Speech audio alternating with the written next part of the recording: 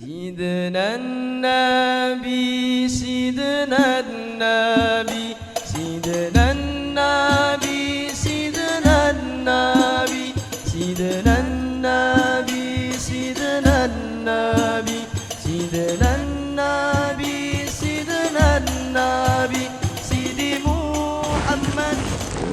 Assalamualaikum warahmatullahi wabarakatuh. Selanjutnya kita akan masuk ke hadis yang kedua. Bismillahirrahmanirrahim. Qala Syekhul Muallif rahimahullahu ta'ala wa nafa'ana bihi wa bi'ulumihi wa amaddana bi asrarihi fid dharain amin.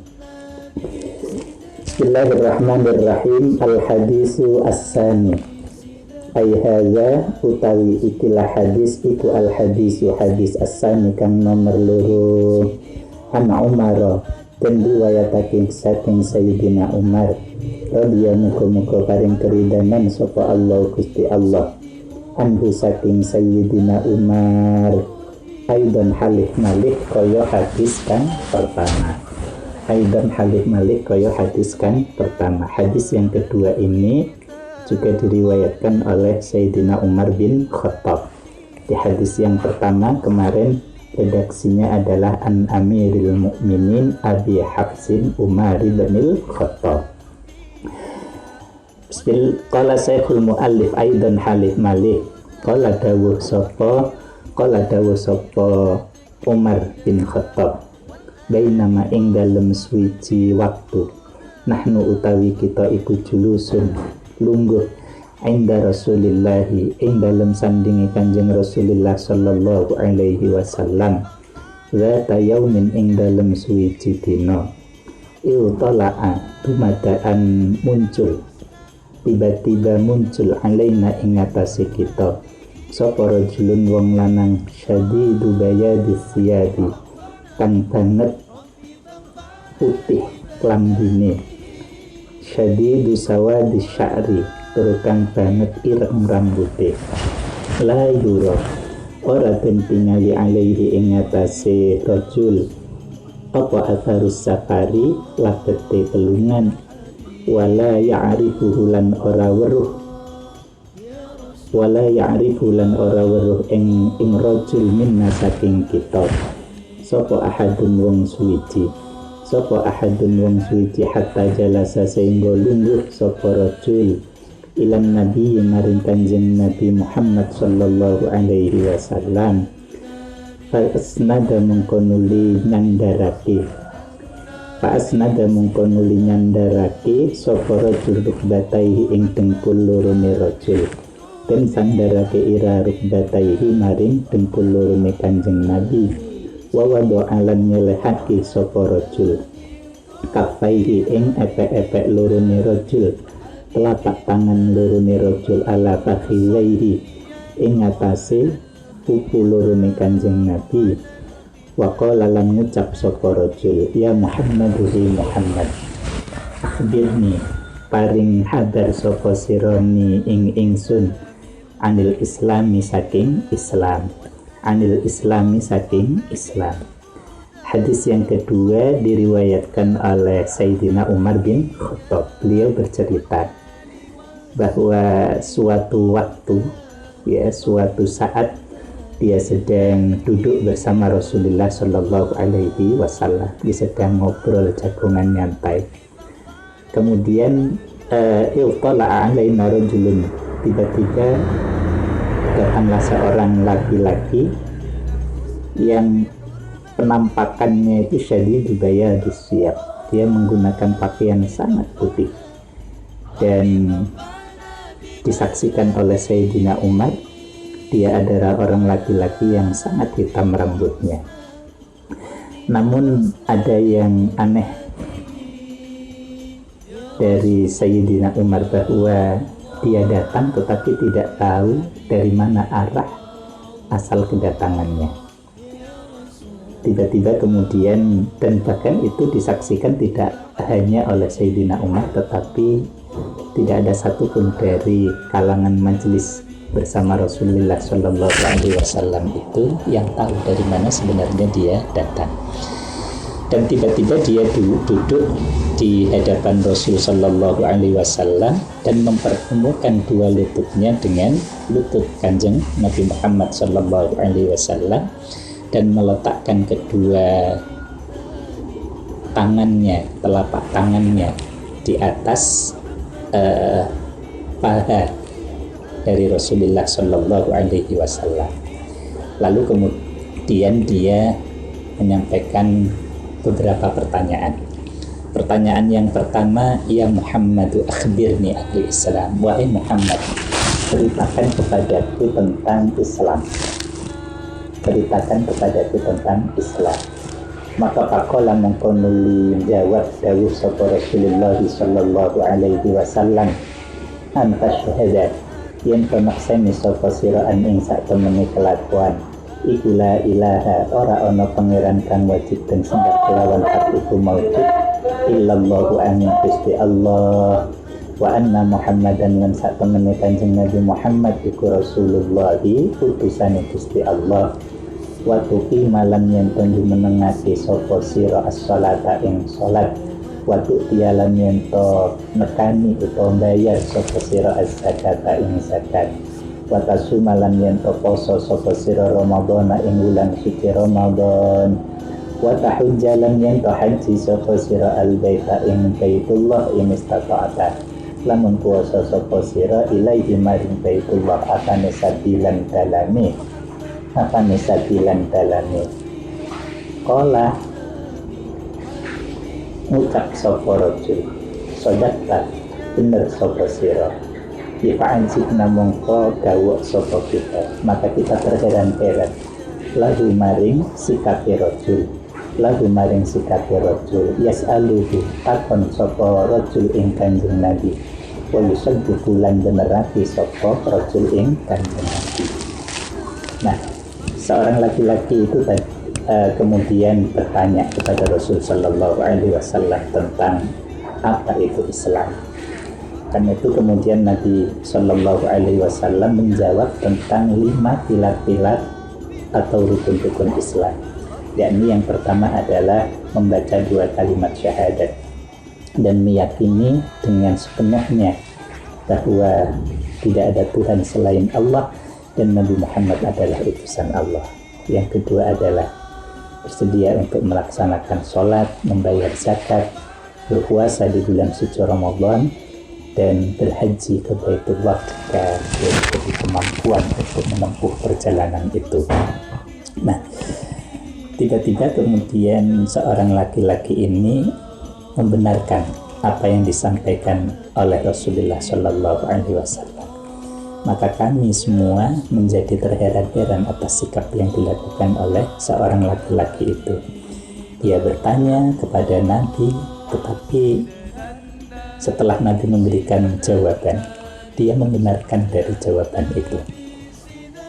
Artinya apa? Artinya adalah bahwa orang yang bertanya ini sesungguhnya adalah lebih tahu daripada Rasulullah Sallallahu Alaihi Wasallam. Dia bertanya, setelah diberikan jawaban, kemudian dia membenarkan jawaban itu.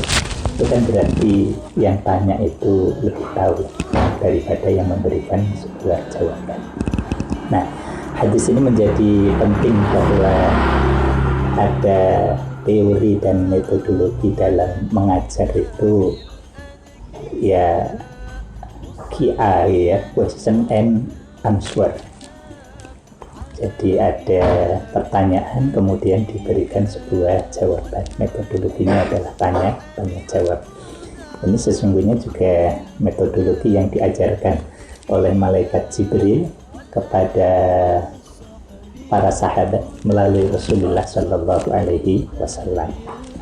Nah, selanjutnya seorang laki-laki itu kembali bertanya, qala ngucap sapa rajul fa akhbirni, mongko paring habar sapa sira Muhammad ni ing ingsun anil imani saking persoalan iman.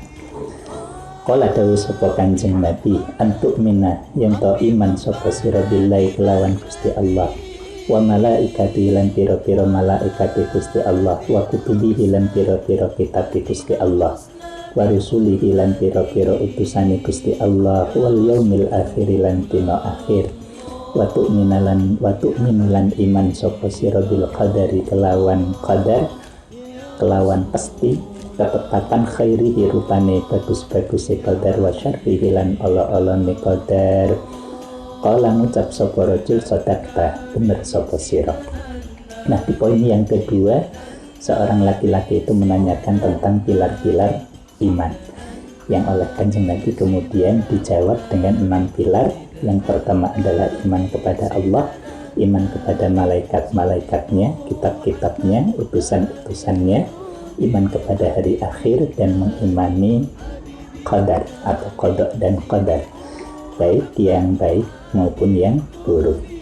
Dan laki-laki kemudian seorang laki-laki ini membenarkan jawaban dari Rasulullah Shallallahu Alaihi Wasallam. Qala ngucap sapa rajul fa akhbirni mongko paringo habar sapa sira Muhammad ni ing ingsun anil ihsani saking persoalan ihsan.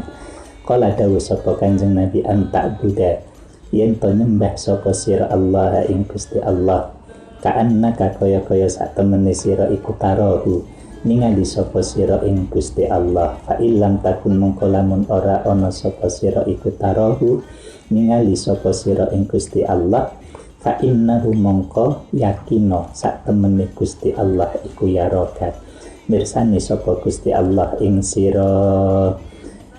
Kemudian yang ketiga yang ditanyakan adalah tentang persoalan ihsan. Ya, ini kemudian mengajarkan kepada kita bahwa Islam itu membawa 3 konsepsi ajaran. Yang pertama adalah terkait dengan Islam, rukun-rukun Islam. Yang kedua adalah al-iman, rukun-rukun iman. Yang ketiga adalah ihsan. Ketika Nabi ditanya tentang ihsan, Nabi kemudian menjawab anta'budallah ka'annaka tarahu fa illam takun tarahu fa innahu yaraka. Hendaknya kamu menyembah kepada Allah Subhanahu wa ta'ala seolah-olah kamu menyaksikan Allah. Dan ketika kamu belum sampai kepada maqam untuk melihat atau meyakini secara mendalam, maka yakinlah bahwa sesungguhnya Allah Subhanahu wa ta'ala senantiasa melihat apa yang kamu lakukan. Qala dawuh sapa rajul fa akhbirni mongko nuli paringo habar sapa sira Kanjeng Nabi Muhammad ni ing ingsun anisa saking dina kiamat. Qala dawuh sapa Kanjeng Nabi mal mas'ulu anha mal mas'ulu ora ana utahe wong kang den takoni anha saking dina kiamat iku bi'alama kelawan wong kang luwih weruh minasa ili saking wong kang takon. Minasa ili saking wong kang takon. Qala ngucap sapa rajul fa akhbirni mongko nuli paringo habar sapa sira Kanjeng Nabi Muhammad ni ing ingsun an amaratiha saking pira-pira tondo-tondone dina kiamat. Nah, berikutnya seorang laki-laki ini bertanya kepada Rasul sallallahu alaihi wasallam tentang hari kiamat. Maka Kanjeng Nabi menjawab mal mas'ulu anha bi'alama minas sa'il. Ini menyatakan bahwa Kanjeng Nabi tidak tahu kapan hari kiamat itu akan datang. Bahkan beliau menimpali bahwa yang tanya adalah lebih tahu sesungguhnya dari orang yang diberikan sebuah pertanyaan. Akhirnya seorang laki-laki itu kemudian mengambil poin yang lain dari persoalan hari kiamat yang memang tidak diketahui oleh Nabi Muhammad Sallallahu Alaihi Wasallam dan mungkin bahkan orang yang bertanya. Karena itulah kemudian dia menanyakan kepada Nabi tentang tanda-tanda akan datangnya hari kiamat. Bagaimana jawaban dari Rasul Sallallahu Alaihi Wasallam? Qala dawu sapa Kanjeng Nabi antalida yen tong lahirake sapa al-amatu budak rabbataha ing bendorone amat wa antara lan yen to ningali sapa sira al-khufata ing wong kang ora nganggo sandal al-aurata kang wudo al-alata kang compang-camping Ri'a asya'i kang dawul-dawul rambuté. Yatatawaluna halih podo unggul-unggulan sapa al-huffaz fil bunyani ing dalem gawe bangunan-bangunan. Sumang tolako mongko nuli budalan sapa rajulun falabistu mongko tetep sapa ingsun falabistu mongko netepi sapa ingsun malian ing dalem mangsa kang suwi. Sumakala nuli dawuh sapa Kanjeng Nabi ya Umar atadri ana ta weruh sapa sira man iku sapa asailu utawi wong kang takon kultu ngucap sapa ingsun Allah utai Gusti Allah wa rasuluhu lan utusane Gusti Allah iku a'lamu wong kang luwih weruh. Kala dawuh sapa Kanjeng Nabi fa innahu mongko sak temene rajul iku Jibril atakum teka sapa Jibril kum ing sira kabeh yu'allimukum halih mulang sapa malaikat Jibril ing sira kabeh dinakum ing agama sira kabeh. Rawahu riwayat ing hadis sapa Muslimun Imam Muslim. Nah, Rasul sallallahu alaihi wasallam ditanya tentang tanda-tanda hari kiamat. Maka ada 2 poin yang disampaikan oleh Rasul kepada malaikat Jibril. Yang pertama adalah antalidal amatu rabbataha. Jika ada seorang amat atau budak yang kemudian melahirkan penguasa, yang melahirkan penguasanya atau mengalirkan sayyidnya. Jadi dia adalah dari keturunan yang dilahirkan dari seorang budak tetapi kemudian nanti menjadi pemimpin, atau banyak anak yang kemudian sudah mengalahkan orang tuanya. Nah, satu kondisi kalau kita refleksikan bahwa banyak anak yang sudah mengalahkan orang tuanya, bukan dari sisi reputasi yang baik gitu ya, tetapi orang tua justru kemudian menjadi budak dari anak-anaknya atau diperbudak oleh anak-anaknya. Ya tentu ini kalimat yang bisa memberikan banyak penafsiran tentang ini. Bagaimana anak-anak sudah sulit diatur oleh orang tua atau bahkan anak sudah harus mengatur orang tua. Itu berarti ya min asratis sa'ah, termasuk salah satu dari tanda-tanda hari kiamat itu akan segera tiba. Jadi kita harapannya adalah tetap bagaimana kita menjadi pribadi-pribadi yang tetap hormat kepada orang tua dan hormat kepada guru. Kemudian yang kedua min asratis sa'ah yang disampaikan oleh Rasul adalah bahwa banyak kita menyaksikan al-kufat, al-urata, orang yang rendahan lah ya, masyarakat awam, masyarakat biasa. Dia berlomba-lomba untuk membangun rumahnya, membangun istananya gitu ya.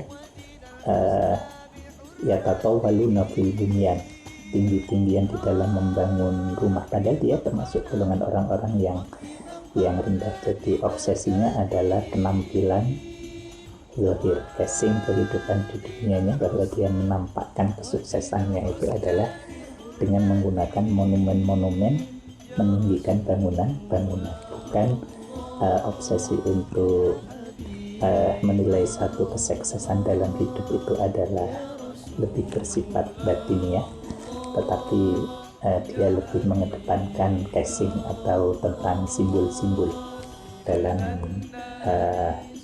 menunjukkan bahwa dia adalah pribadi yang sukses sebagai hamba Allah Subhanahu wa ta'ala, atau bahkan kesuksesannya itu adalah tidak disandarkan kepada Allah Subhanahu wa ta'ala. Maka itu sudah menjadi bagian dari pertanda akan munculnya hari kiamat. Nah, dari cerita ini kemudian tiba-tiba seorang laki-laki itu meninggalkan tempat begitu saja dan tertegun para sahabat yang ada di sekitar Rasul Sallallahu Alaihi Wasallam, sampai kemudian terdiam sampai dalam tempo waktu yang agak panjang. Namun kemudian Rasul Sallallahu Alaihi Wasallam memecah ketegangan itu dengan kembali menyapa kepada Sayyidina Umar, ya Umar, wahai Umar, atau dari mana Israel, tahukah kamu siapa sebetulnya orang yang tadi bertanya? Maka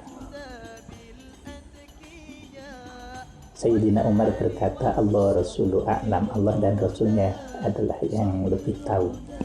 Maka Rasul Sallallahu Alaihi Wasallam memberikan penegasan, fa innahu Jibril, wahai Umar, dia adalah yang datang kepada kita adalah malaikat Jibril. Atakum yu'allimukum dinakum, dia datang kepada kalian semua dalam rangka untuk mengajarkan kepada kalian semua tentang aspek-aspek atau pilar-pilar ajaran agama Islam yang ada konsepsi Islam, iman, dan ihsan. Mudah-mudahan ini menjadi penjelasan bahwa terkait dengan pilar-pilar Islam, rukun-rukun iman, dan ihsan sesungguhnya adalah ajaran wahyu yang diajarkan secara langsung oleh malaikat Jibril melalui metode tanya jawab bersama Rasulullah Shallallahu Alaihi Wasallam dan disampaikan kepada para sahabat. Dan yang kedua adalah kita bisa dapatkan hikmah bahwa malaikat itu bisa menjelma menjadi sosok manusia yang utuh dan bisa disaksikan oleh manusia. Itu yang juga menjadi inti dari isi hadis yang kedua ini. Mudah-mudahan bermanfaat. Kita akhiri dengan baca doa kafaratul majlis. Bismillahirrahmanirrahim. Subhanakallahumma wa bihamdika asyhadu an la ilaha illa anta astaghfiruka wa atubu ilaik. Walhamdulillahirabbil alamin. Assalamualaikum warahmatullahi wabarakatuh. Sidi Muhammad